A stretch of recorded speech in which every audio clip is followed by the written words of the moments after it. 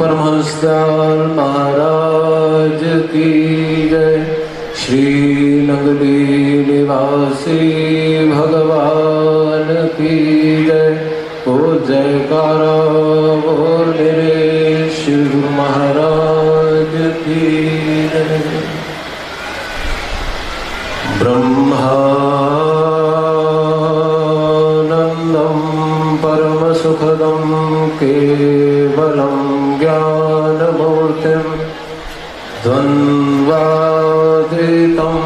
गगनसदृशं तत्त्वमस्यादिलक्ष्यम् एकं नित्यं विमलमचलं सर्वधी साक्षिभूतं भावातीतं त्रिगुणरहितं श्री सद्गुरुं तं नमामि। यं ब्रह्मा वरुणेन्द्ररुद्रमरुतस्तुन्वन्ति दिव्यैस्त्वैर्वेदैः साङ्गपदक्रमोपनिषदैर्गायन्ति यमसामगा ध्यानावस्थिततद्गतेन मनसा पश्यन्ति यमयोगिनो यस्यान्तं न विदुः सुरासुरगणा देवाय तस्मै नमः। हरि ओम।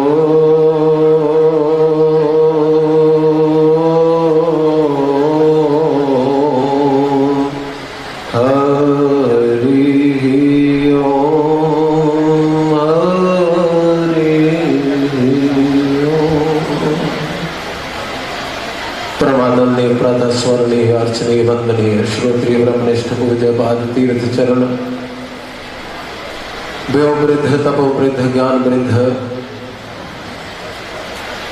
अनंत श्री विभूषित मेरा राधेष्ट देव श्री सद्गुरु महाराज जी,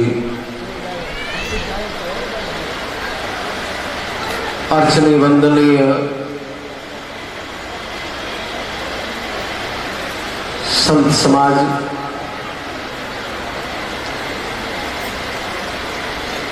अखंड सच्चिदानंद सर्वाधार सर्वांतर्यामी अनंत कोटि ब्रह्मांड नायक अकारण करुणालय वरुणालय सच्चिदानंद स्वरूप जीवालोक पुंज, हम सभी के हृदय सिंहासनस्थ हमारे भगवान, हमारी सरकार, छोटा शब्द लगता है ये मेरे को, हमारे सर्वस्व परात्पर पर ब्रह्म परमपिता परमात्मा, जिनको हम श्रद्धा से श्री नंगली निवासी भगवान बोलते हैं, उनकी सनातन अंश पवित्र आत्माओं, सर्वप्रथम मैं धन्यवाद देना चाहूंगा हमारे दरबार के सभी संत मंचासीन हैं, जिन्होंने अपना कीमती समय निकालकर इस शाम को एक महोत्सव का रूप दिया,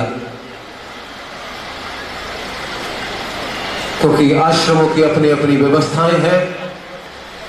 उसके पश्चात आप सभी सदगुरु महाराज जी के अनन्य प्रेमी, कोई लुधियाना से, कोई जलंधर से, कोई नीलोखेड़ी से, सहारनपुर से, अनेकों अनेकों स्थान से आप सभी पधारे हो। किन शब्दों से मैं धन्यवाद दूं आप सभी को।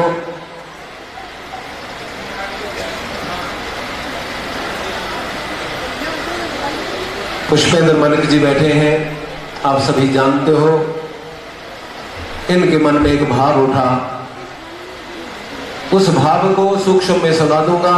महाराज श्री के पास गए, महाराज श्री ने आज्ञा प्रदान की, इन्होंने ट्रस्ट में बात की, ट्रस्टी लोग बैठे हैं काफी यहाँ, उन सभी ने इशारा पाते ही अपना समर्थन दिया। बैठो। तो ये सभी लोग धन्यवाद के पात्र हैं। इन्हीं बातों में समय निकल जाएगा, शिष्टाचार होता है थोड़ा। अभी आप भजनों के माध्यम से सदगुरु महाराज जी की महिमा श्रवण कर रहे थे। अब उसके आगे क्या कहना बनता है, पर मेरी एक प्रार्थना है, जो गुरु महाराज जी ने हम लोगों की एक सेवा लगाई है, सुल्तान बाहू संत हुए, मैं उन्हीं के शब्दों से ये प्रारंभ करूंगा और आपसे प्रार्थना करूंगा कि आप उस बात को अपने ध्यान में जरूर लें, क्योंकि हर बात की मैं व्याख्या नहीं दे पाऊंगा, क्योंकि समय की अपनी मजबूरियां हैं। सुल्तान बाहू कहते हैं, ए तन मेरा चश्मा होवे, मेरी ये सारा शरीर आंख बन जाए, मुर्शिद वेख न रजाहू। सामने बैठे हैं, मेरी तरफ क्या देखते हो, उधर देखो, बस इसीलिए मैंने यहां से शुरुआत की है। ए तन मेरा चश्मा होवे, मुर्शिद वेख न रजाहू, लू लू दे मुड लख लख चश्मा। लू का मतलब पंजाबी भाषी है, हम लोग सारे ज्यादा तो समझते हैं ये रोम जितने भी हैं। कहता है एक एक रोम पे लाख लाख आंख बन जाए। अब करो जरा आंख बंद के भाव, इतनी आंखें हो और सरकार सामने हो, लेकिन सुल्तान बाहू की श्रद्धा, वो कहते लू लू दे मुठ लख लख चश्मा, हिक खोला हिक कज्जा हूं। एक को बंद करूं, एक को दीदार जो है वो निरंतर बना रहे, उसमें कोई विघ्न ना आए। फिर आगे वो कहते हैं, इतने डिठिया मैनू सबर ना आवे। इसी से संतुष्ट मत हो जाऊं मैं, नहीं हो सकता हूं, क्योंकि जितनी आगे फिर उतना दर्श की लालसा बढ़ेगी। होर किते बल बजा हूं, मुर्शिद दा दीदार वे बाहू, लख करोड़ा हजा हूं। एक हज के बराबर नहीं, लाख करोड़ा कहा, पता नहीं कितने करोड़ होगा, लाख होगा, 10 लाख होगा, कितना भी। इस भाव से आप ध्यान करें। अगर हम अपनी हर समस्या का समाधान चाहते हैं, ग्रंथों में अगर ध्यान मूलम गुरोर मूर्ति,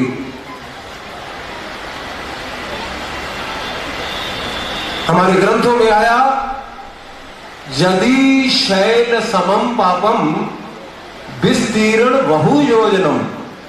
आपके जो पाप है वो कहता पापों के पहाड़ खड़े हो, और वो पर्वतों की श्रृंखलाएं कितनी लंबी हो, बहु योजन, पता नहीं कितने किलोमीटर, वो लाखों भी करोड़ों भी कितने किलोमीटर हो सकते हैं पहाड़ खड़े हुए पापों के। यदि शैल समम पापम विस्तीर्ण बहु योजनम भिद्यते ध्यान योगेन। ध्यान योग के द्वारा कहता उन सभी का नाश हो सकता है, ना अन्यो भेद कदाचन, और दूसरा कोई तरीका नहीं है।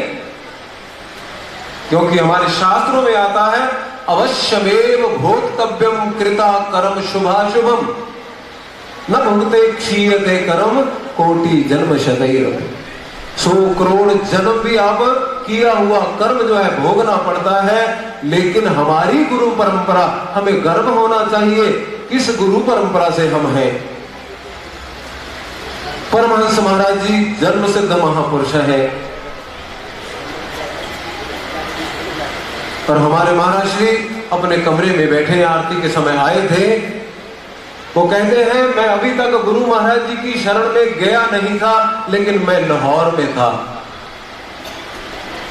तो मेरे एक मिलने वाले थे, उन्होंने कहा कि भाई एक संत जा रहे हैं ट्रेन में, आओ आपको भी। कहते मैंने परमहंस महाराज जी के भी दर्शन किए।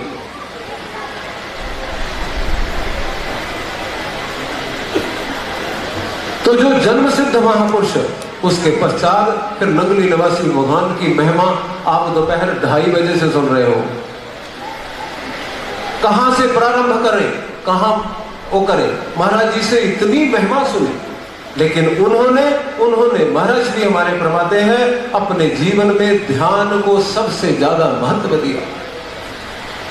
कहते मैं उनके निजी शरीर की सेवा में 6.5 वर्ष रहा, लेकिन जैसे ही रात होती, अब सारा दिन हमें पब्लिक के साथ होता, समाज के साथ महाराज जी, क्योंकि महाराज जी बार बार यही फरमाते थे कि मेरे पास समय बहुत कम है और कार्य मेरे गुरुदेव ने बहुत अधिक दिया है, चलते चलो चलते चलो, चलते ही थे। तो जैसे ही रात्रि होती, कहते श्री गुरु महाराज जी हमें अपने पास बिठा लेते, कहते मैं सोने जा रहा हूं और आप मेरी सेवा में हो। महाराज जी प्रमाण है, आवाज भी सुन रहे होंगे मेरी, अपने कमरे में विराजमान है।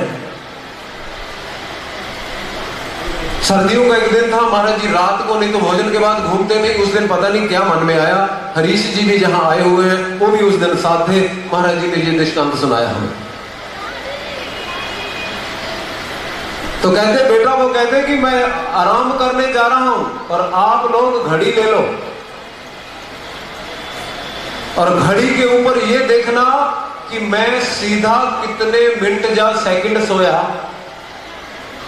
मैं दाईं करवट पे कितने मिनट या सेकंड सोया, मैं बाईं करवट में मैंने बीच में खांसी की, हाथ उठाया, जब कुछ भी किया, वो आपने सारा समयबद्ध करके नोट करना है। अपना पेन कापी पास रखना, घड़ी पास रखना।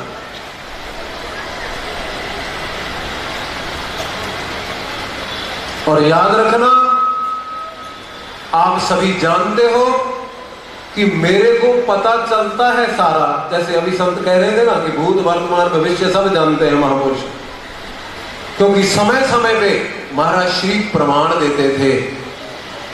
महाराज जी कहते हम अपने गुरु महाराज जी के 1350 साधु थे और कोई भी संत ऐसे हाथ उठा के ये नहीं कहता सकता था कि कभी श्री गुरु महाराज जी हमें नहीं पीटा है। हर संत की पिटाई, शब्दों में कह रहा हूं, पिटाई नहीं थी वो। और महाराज जी अपनी सुनाते हैं, मैंने एक बार बाघ मार दिया। महाराज जी की गाड़ी खड़ी थी, श्री अनंतपुर साहब की घटना है ये। तो वहां बाघ मांस खा के आया, कहीं लेटा हुआ था। तो कहते मैंने कहा कि महाराज जी आएंगे, शहर का समय पूर्ण हो गया और महाराज जी गाड़ी में विराजमान हो गए, इसका क्या पता ये हमला कर दे। और मैं उस समय ताजा ताजे कहते पुलिस की नौकरी छोड़ के आया था, बंदूक तो चलाते ही, तो फिर पिटाई होगी। मैं हंस पड़ा, मेरे मुझे क्या हुआ। मैंने कहा महाराज जी सारा दिन आप उनकी सेवा में रहे, तो उन्होंने कहा कि ये बच्चे कब ध्यान कर सकते हैं मेरा, अब ध्यान पूरा इसी बहाने से साक्षात करवाओ। बोले यही बात थी।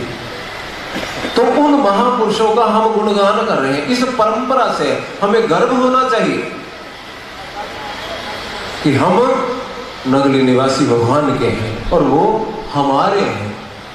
लेकिन याद रखना, उतना ही फिर जरूरी हो जाता है जब इतनी समृद्ध परंपरा है, अगर कोई भी हमारे द्वारा, हमारे संत समाज द्वारा और आप भक्तों के द्वारा कोई भी गलत कृत्य होगा तो उतना ही आप कितने दंडवत कर लेना, उस अर्थ में कितने नाच लेना, उस अर्थ में अगर गलत कृत्य हमारे से, उतना ही हमें सचेत भी ज्यादा होना पड़ेगा। अगर कुछ भी गलत कृत्य बन गया तो फिर हम अपने गुरु महाराज जी की क्या शोभा बढ़ा रहे। तो मैं ये तो नहीं बोलना था, मैं भाव में बोल गया। मैं कहना चाहता था कि ध्यान के द्वारा, बस ये ध्यान, महाराज श्री कहते हैं सुबह तो करो ही करो, जब सोने लगो तो भी 5 मिनट कहते गुरुदेव का ध्यान अवश्य करो। अगर उस समय मूर्ति सामने नहीं है तो उनकी, अब हमारा क्या हाल होता है, कहां से आ रहे हो भागीरथ जी? गुरु महाराज जी के मंदिर से आया। क्या करने गए थे? दर्शन करने गए थे। महाराज जी की आज पोशाक कैसी थी? बोले ये तो देखा ही नहीं। अब कैसे दर्शन करके आए आप? देखो माथा फेंक के ही आए होंगे, दर्शन नहीं हुआ। आप वहां खड़े होके देखो कैसे कुंडल है, आज वर्दी कैसी है, इस रूप में कैसे लग रहे हो, फिर तो हुआ दर्शन। और कहो कि दर्शन हो गए, किसी को कह दो कि दर्शन करने गए थे, हो गए, बोले हमारी किस्मत ऐसी कहां। अब जब ऐसा भाव है तो कहां से दर्शन हो जाएंगे? क्यों? क्योंकि हम अपने अंतःकरण को सारे ही जानते हैं। भले हम संत हैं, भले आप भक्त लोग नीचे बैठे हो, जितना आप अपने बारे में जानते हो, आप गलत कृत्य करते हो कि ठीक कृत्य करते हो, उतना आपके बारे में कोई सिद्ध योगी बाबा नहीं बता सकता। आप जैसे भी हो, अपनी गलती को मानते हुए हमने आगे यात्रा अपनी प्रारंभ करनी है। फिर कहता ध्यान योग के द्वारा आपके पापों का नाश हो सकता, फिर वो भोगने नहीं पड़ेंगे, जिसके लिए कहा कि अवश्य में वो भोक्तव्य। इसी अर्थ में मैंने सहारनपुर में भी ये घटना सुनाई थी। महाराज श्री पानी स्वयं पी रहे हैं और अपने संत सेवक की प्यास 200 किलोमीटर दूरी पे बुझा रहे हैं। और जब उन्होंने निवेदन किया कि महाराज जी मैंने अब शरीर इस चोले का त्याग करना है, आप अभी पधारो। बोले रात के 12 बजे है शिवानंद, क्यों परेशान करते हो? बोले महाराज जी आपने द्वापर में सशरीर जब आप आए थे तो वहां आपने ये बात कही थी कि जब भी मेरा भक्त मेरे को बुलाता है तो मैं भागा भागा आता हूं, या तो कह दो कि वो शब्द मैंने नहीं कहे। राम भी वही है। अभी भजनों में संत बहनों ने मुझे बार बार कहा कि राम भी तुम ही हो, कृष्ण भी तुम ही हो, नानक कहो तो नानक है, कबीर कहो तो कबीर है। जो भी आप कहो। इसी अर्थ में द्वापर युग में अर्जुन का बहाना बना के भगवान श्री कृष्ण के रूप में हमारे सदगुरु महाराज जी क्या कह रहे हैं? सर्वधर्मान परित्यज्य माम एकम शरणम व्रज। सभी धर्मों का त्याग करके तू मुझ अकेले की शरण आ जा।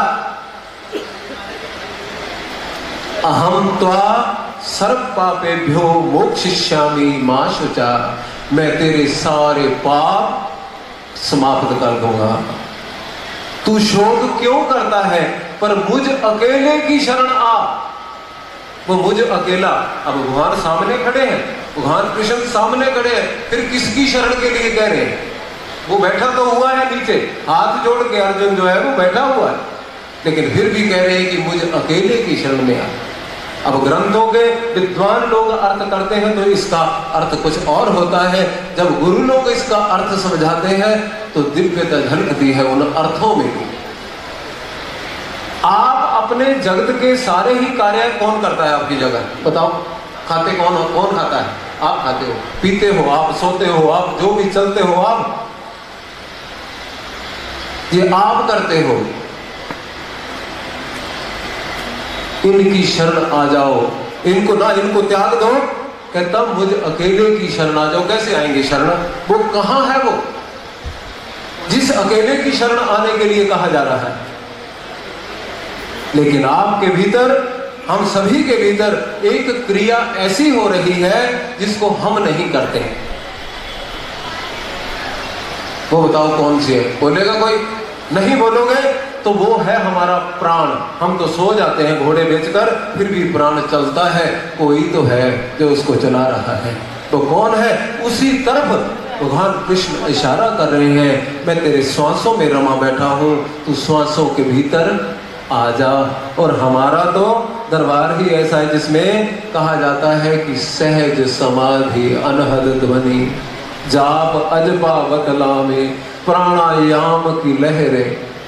दासों के भाती हैं, फिर उसमें ध्यान क्यों नहीं लगाते? अगर भाती है उस श्वास में कहते हो, उस मुझ अकेले की जो मैं तेरे भीतर बैठा हूं, रमा हुआ। जब हमारा ध्यान हो जाएगा, क्योंकि समय शायद हो ही गया होगा। सुल्तान बाहू से मैंने प्रारंभ किया था, वहीं आके पूर्णता करूंगा।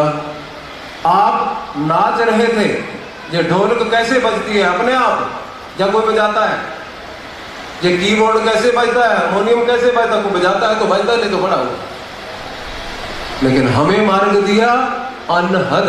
दो प्रकार के शब्द होते हैं, ये व्याख्याएं लंबी हैं। आहत शब्द और अनाहत शब्द। जब आहत करके कोई आवाज आती है तो है वो आहत शब्द, हमने टकराए उससे। अनहद शब्द है जिसको अनाहत शब्द कहा, वो है बिना टकराए। माताएं नाच रही थी, भक्त भी नाच रहे थे, बड़ा अच्छा लग रहा था। लेकिन अगर मैं बात कहूं कि ढोल की और ये सब बंद हो जाए, फिर नाचेगा कोई?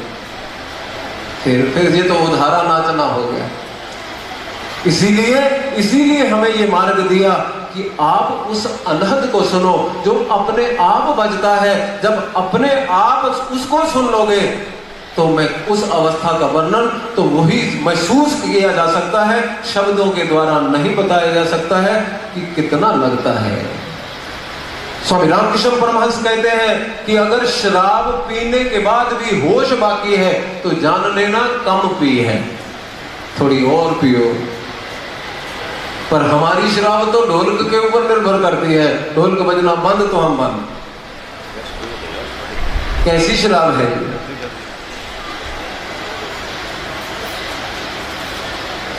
तो सुल्तान बाहू कहते हैं उनका देखो, जिन्होंने उस शराब को चखा वो अपने गुरुदेव के प्रति कैसे हैं। ये प्रेरणा लेनी है उन महापुरुषों के जीवन से हमने, और वैसा जीवन बनाना है। वो कहते हैं अलिफ अल्लाह चंबे दी बूटी मुर्शद मेरे मन विच लाई हूं। वो चंबे की बूटी कौन सी? जो सदगुरु ने हमें श्वास का भेद बताया कि ये तेरे श्वास के भीतर शब्द की ध्वनि हो रही है। और उस बूटी को कहते हैं पानी किस चीज का दिया? नफी असवात दा पानी मिल उस हर रगे हर जाई हो। कहता नफी असवात का मतलब होता है, नफी का मतलब है कि नहीं है उसके सिवा कोई, सो ही सो है। हम तो हमने माना वही है, बाकी कुछ नहीं। असवात का मतलब होता है कि वही है, बाकी कुछ नहीं। दोनों शब्दों का लगभग एक ही अर्थ है। इस भाव का मैंने कहते उस बूटी को पानी दिया कि वही है, वही है। महाराज श्री हमारे फरमाते हैं, गुरा आख्या होठ नू बंद करके रखी श्वास दी तरफ निगाह वाले, रहे चलदा सदा दरिया जैसे तिमे नाम दा चले प्रवाह वाले। तो बंदगी 7 करोड़ होवे, माला के ऊपर राम राम जपोगे कितने साल लगा दोगे 1 करोड़ जपने में? गुरु प्रदत्त मार्ग से, हमारी गुरु परंपरा से जो हमें मार्ग मिला है, उस मार्ग से जब हम एक श्वास लेते हैं वो कहते तो बंदगी 7 करोड़ होवे, 1 करोड़ नहीं। जदों आमदा जामदा सा वाले, बहुते मुख थी आंख दे नाम सोहम। कोई मुख से कहता बोल, असली मतलब नहीं अगा वाले। ज्यादा नहीं लंबा खिंचूंगा तो सुल्तान बाहू के शब्द के साथ मैं समाप्त करूंगा। वो कहते हैं कि इस चीज का मैंने पानी उसको दिया, जब इस भाव का पानी दिया कि उसके सिवा कोई नहीं। हमारे आगे जब विचार कोई आ जाते हैं भजन करते करते, पहले तो हम करते नहीं, अगर करते हैं कुछ भाव आते हैं तो हम कहते मन तो लग नहीं रहा। अरे ये समझो कि भाव भी परमात्मा ही है, वही गुरुदेव है। वो भी ये विचार भी जो आ रहा है वो उसी का रूप है, क्योंकि पानी भी उसकी, हवा भी उसके अलावा कुछ है ही नहीं। और जिन्होंने पहचाना, बुल्ले शाह का नाम सामने आता है, रब बंदे दी जात है इको जिमें कपड़े दी जात है रूह, लू लू दे मुंड रूह है छुपिया जिमें बिच बंदे दे तू आपे बोले ते आप बुलावे आप करे बूहू। सुल्तान बाहू कहते हैं, अंदर बूटी मुश्क मचाया जद फुलाते आई हो। पर फूलों में तो तब आएगी अगर बूटी लगा तो दी गुरु महाराज जी ने, अगर पानी नहीं दिया तो फिर वो सूख जाएगी। अगर पानी देते रहे तो खुशबू जीवन में आती है, ये सारी खुशबू है। आप लोगों में भी ऐसे दिव्य आत्माएं बैठी हैं, मैं उनके अनुभव कभी आपको सुनाऊं, कभी समय मिले तो क्या बात है। वही दिव्य का क्योंकि परमात्मा कहते हैं, गुरुदेव कहते हैं कि इस मानव की कृति से श्रेष्ठ मैंने कुछ भी बनाया नहीं, ये सबसे श्रेष्ठ मेरी कृति। अपने जितनी ताकत दी है, लेकिन जिसने ध्यान किया उसके भीतर वो ताकत जागृत हुई। कहते अंदर बूटी मुश्क मचाया जद फुला दे आई हूँ। आप उस संत का जीवन देख सकते हो कैसा है। कोई दिखावा नहीं मिलेगा, कोई छलावा नहीं मिलेगा, कोई बनावट नहीं मिलेगी। अगर अभी विदेश में भटकना है तो फिर महापुरुष कहते हैं परदेश कलेश नरेशन को। प्रदेश में तो कहते हैं राजा भी चला जाए ना, जिसके पास सारी सुविधा है, जिसकी व्यवस्था सबसे पहले से है, वो भी कहता दुखी होता है प्रदेश में। हम इस प्रदेश में हम सुखी कैसे हो सकते हैं?